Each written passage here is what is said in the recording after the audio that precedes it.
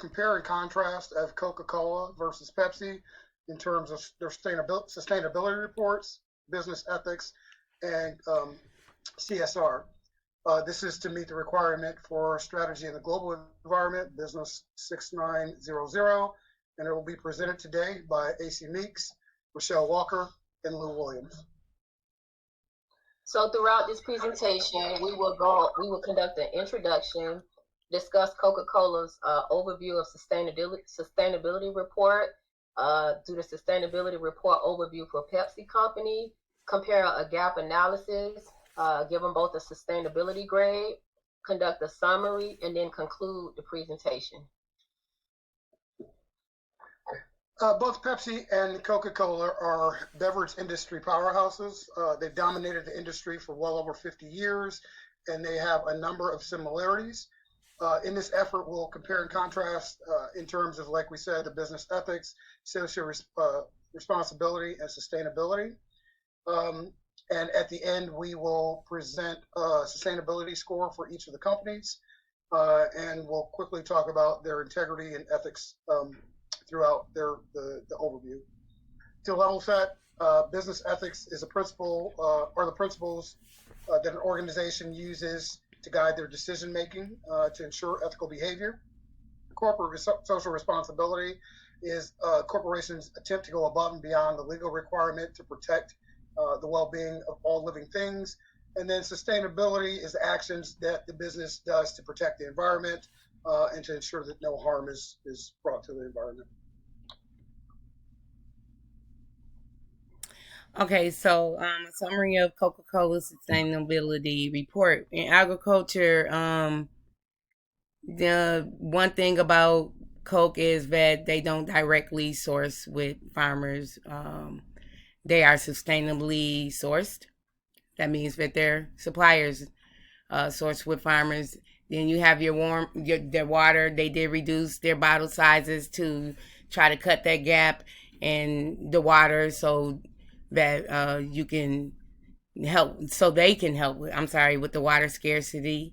Climate control, they drink in your hand to reduce the emissions. So one thing is, by 2020, the emissions were reduced by 25% in 2020, and they want to get up to 0 by 2050. Packaging, they have like equivalent of 75% of their bottles and cans that are developed through the markets.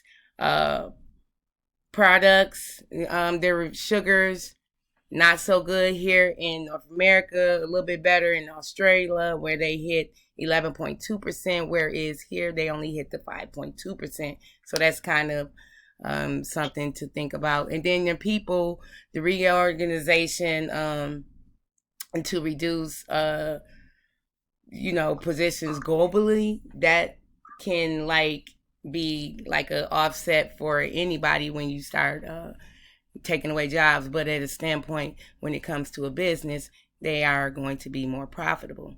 So I do understand that. And they also have the 6+ million women in 2020, and they have over 400,000 in water stewardship programs for women as well.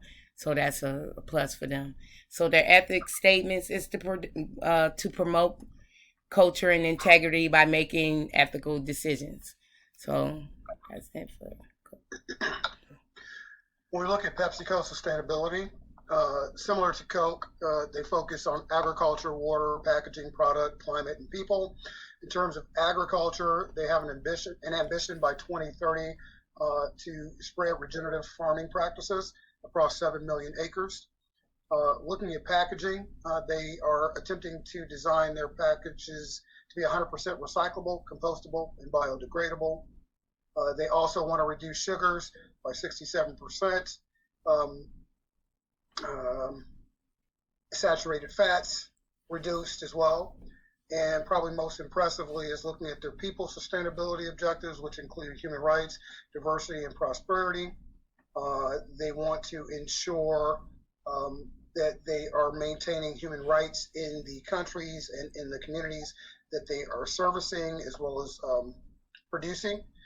They do have some very specific diversity targets in terms of gender parity and racial and ethnic equity.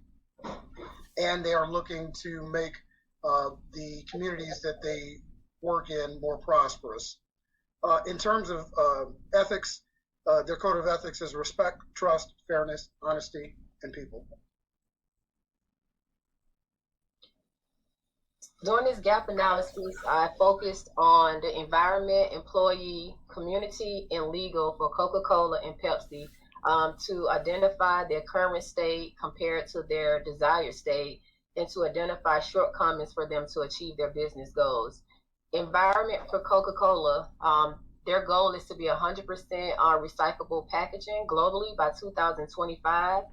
Right now, they're at 90%.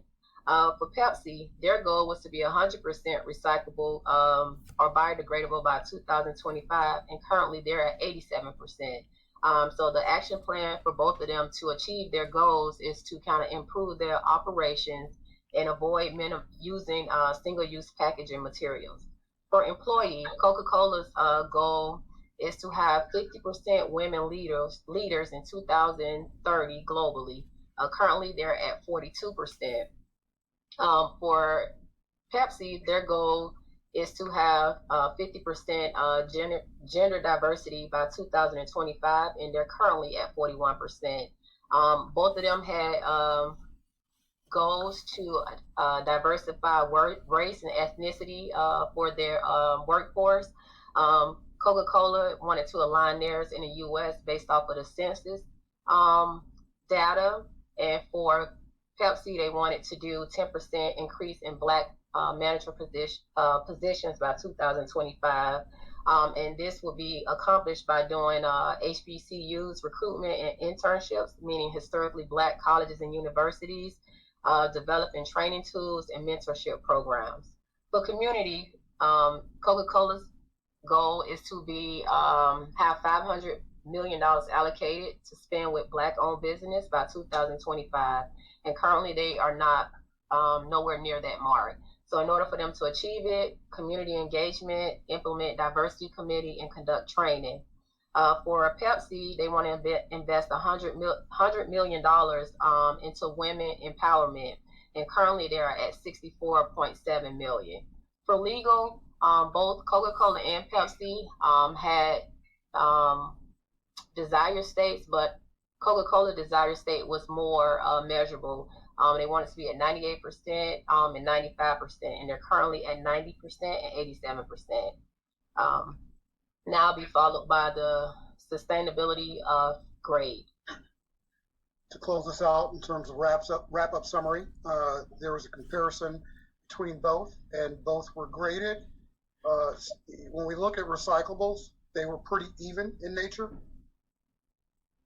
For net water, Pepsi had the better sustainability. They would like to be at net water positive, which means zero for water. So when it came to direct sourcing, as I mentioned before, Coke is sustainably sourced. That means that their suppliers work with farmers, whereas Pepsi worked directly with farmers. So that was given to Pepsi.